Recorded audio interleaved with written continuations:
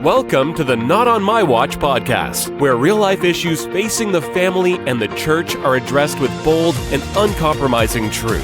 It's time to reject the mediocrity of the day, live courageously in the face of danger, and declare, Not On My Watch. Here are your hosts, Jeff and Rochelle Ferguson.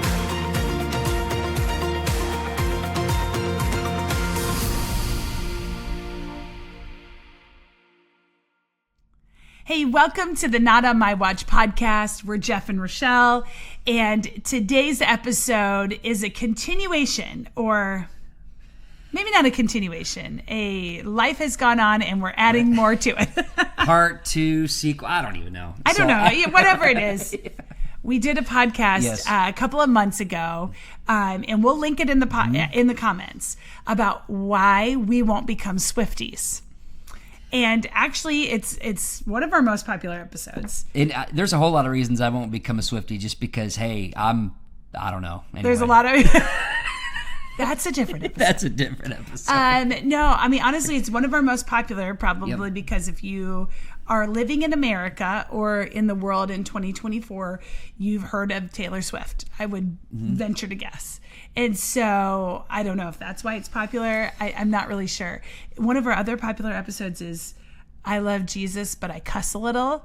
I'm sorry. You just got to go back and listen to that because among my favorites. Well, and that title is misleading. We don't cuss, but anyways, that is actually one of the most popular. I love it when we say stuff that we didn't plan. It's just fun. Well, sometimes we have less planning than others. Okay, that's a different thing. Okay, so today's episode 118, is a secondary add-on because of some things in our culture right now. So the title is Why I Still Won't Become a Swiftie. Is very I still have not been converted. Yeah. I still have not been converted. And we won't be. Okay. I don't even know if that's a word. Anyway. I'm sure somebody's going to coin it. Yes. So, recap really quick of what we said 6 months ago. I have forgotten, and I'm sure you might have too. Things have gone on in your life. So basically, in that episode, we talked about, why we don't want to become Swifties, why we're not going to jump on the bandwagon. Really, some of it was the lyrics of her songs, like things that talking about getting drunk in the back seat of a car. I just can't imagine listening to my second grader sing that. That would make me sad. Yeah. Just not to limit the exposure to other ideas. We are not separatists. If you've listened to our podcast, we are not separatists, but we are also aware that what we expose ourselves to and what we expose our kids to matters. Yes. Oh, absolutely. It just matters. And so, and then also talking about how Taylor Swift, I think we talked about this in the original episode. If not, I stand by it today. The influence is not just benign or just harmless, but there's some really strong currents that are going with that. And so why do we bring it up today? Because there's a new album. Yeah. And, as we were talking about this too, we do not, here's the thing. We want to be informative. We don't want to, I don't want to be, you don't want to be, we don't want to be ranty. I don't like when I read the articles or the podcasts and it's like clickbait and it's like, they say things just to get views. And, that's not what we want to do in this episode. That's not why we're talking about Taylor Swift, literally talking about it, because a lot of people are really discussing this. Parents, teachers are concerned and say, is what I'm hearing true? And so we're not trying to be over the top. We're just trying to be informative in this. Yes. As people are responding to this in real time. So we do not want to be ranty. Yeah. I feel like you could go and find a plethora of people who want to rant and clickbait exactly like, we love when people listen to the podcast, but we are also not interested in selling our souls for views. So anyways, that's good. So, in case you wondered, and so this is informative. I think it's important too that people are asking these questions. So I got a text out of the blue a couple of days ago from somebody. This person is a grandparent. This person,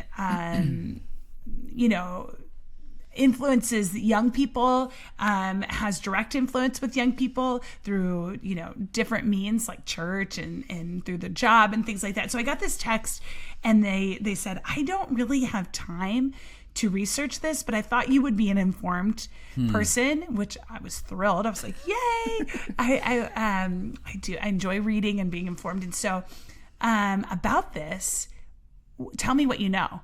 And so I was talking to Jeff about it and I was like, listen, like, wow, yeah, this is crazy. This new album, there's a lot that it's like amped on steroids as compared to what it even was. So, we just had kind of some back and forth bantering and conversation via text about this. And it was like, okay, if this person's asking, then probably a lot of people are asking. Oh, yeah. And so we want to just take some time, talk about what is the deal Not with too this. much time. Not too much time. And why should we as parents, grandparents, next generation influencers, why should we even be concerned about this? Why should we spend time thinking about this?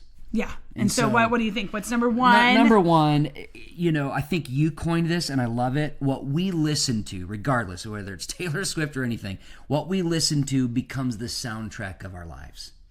Okay? What we listen to, really, it's not just that we're hearing it, but it's literally, it seeps into how we act. It seeps into what we do. It seeps into what we do, and we don't even know we're doing it. Our subconscious, all that stuff. Music is very powerful, which is awesome when it's good. Right. But it can be scary, really harmful because we begin to take on the persona of whatever music, whatever lyrics we listen to. And so I don't think we can overstate that. What we're hearing, what we're listening to, it becomes literally the soundtrack of our life. I really think some people reject that. Yeah. And I just want to say, I know, oh my goodness, you're probably like, Rochelle, you said this all the time. Do the research. Yes. Like, I want us to go back to the original source. The Bible talks a lot about music. I think about that Saul calling in David to play music for him. Yes. I think talking about how just in general, you can study like sports psychologists. Why do like athletes listen to hype music on the way to a game? Because it like gets you pumped up. It elicits an emotion, a way of life. Right. It's like, okay, like there's reasons if you want to go to sleep or if you put on like classical piano music, it's like, oh, I just like, I could just relax. Like, so the reality is that there's a whole lot of research that's based on this about tone and things like that. But also whatever comes in, the words that play in that circulate in our mind literally begin to write what we do. So this is why it's so important what you read. And this is why Paul said be transformed by the renewing of your mind, like the renewing of your mind on scripture.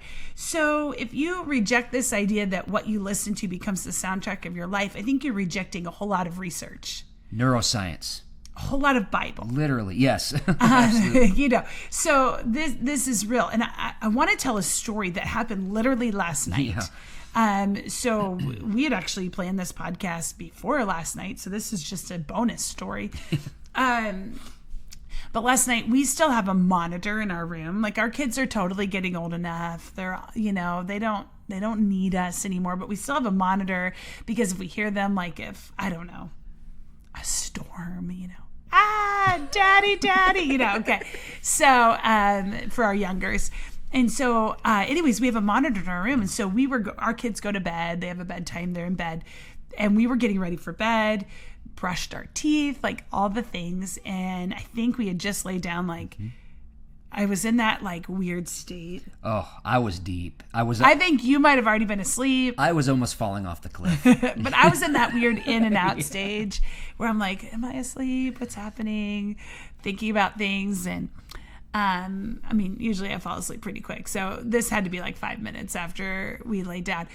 And I heard on the monitor, our youngest daughter, who's about ready to turn 8, she's 7 right now, she starts singing. Oh, and she is sleeping. Yeah. Like now she quite often will talk in her sleep, and sometimes it's cute because sometimes it's sad because she's like having a dream. But this one she was singing, and she was singing the song I Trust in God. Oh, that was so cute. Yes. Like, I trust in God.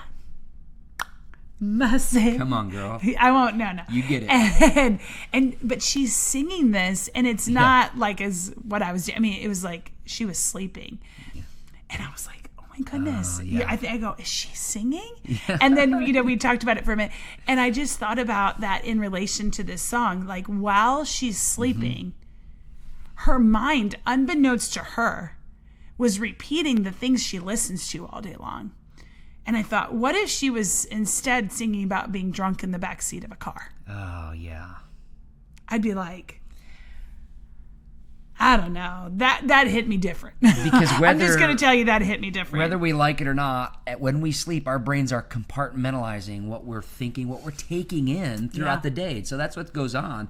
And you're right. What do we want our brains to store away while we're sleeping? I trust in God.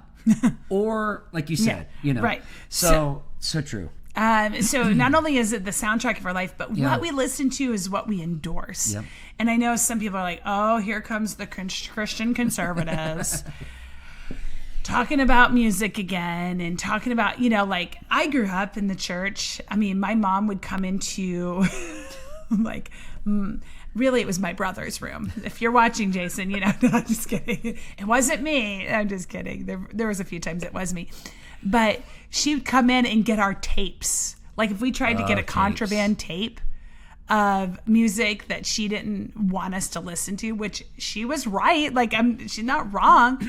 But she'd come in and then we'd be like, where's our tapes?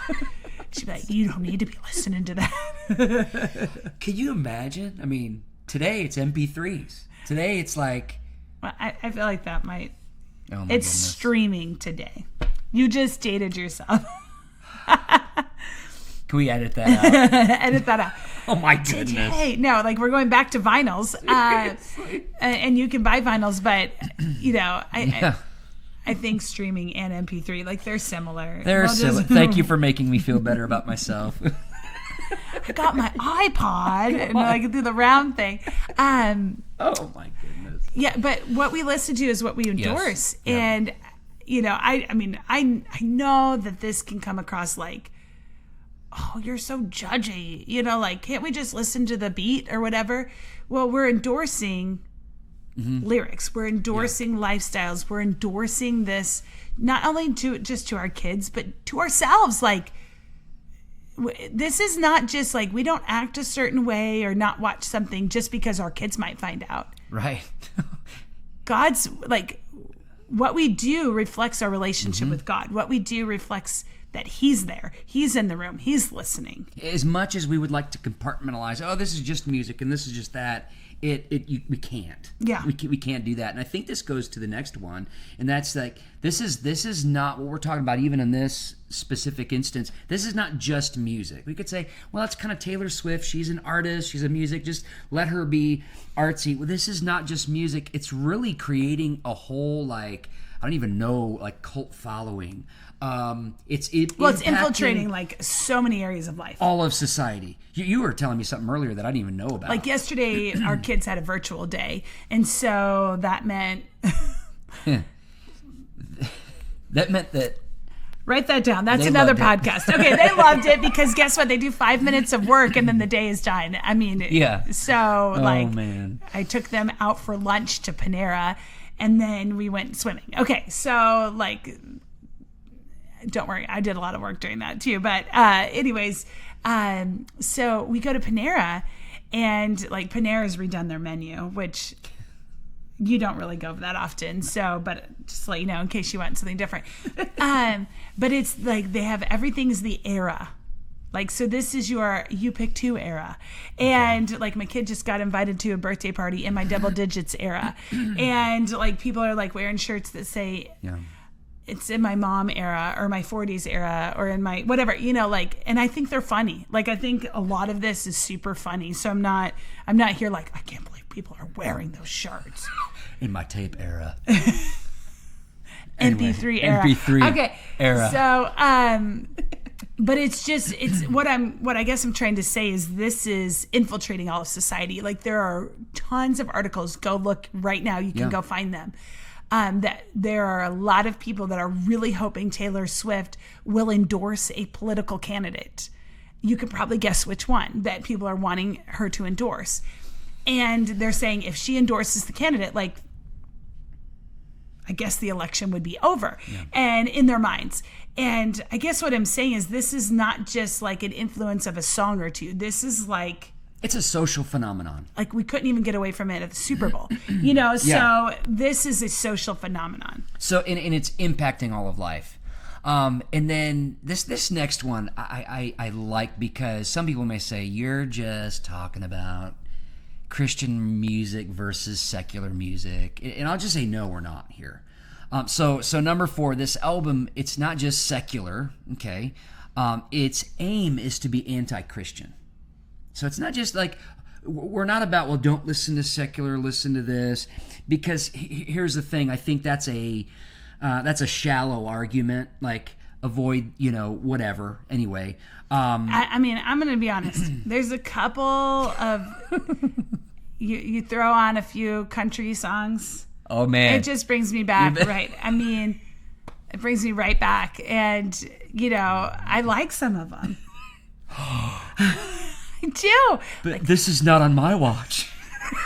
It's okay to like some country songs. Now, I'm going to tell you, Taylor Swift's not the only one that's talking about raunchy things in country music. Country music can do it too. So yes. I'm not endorsing those songs that and I could do a list of them.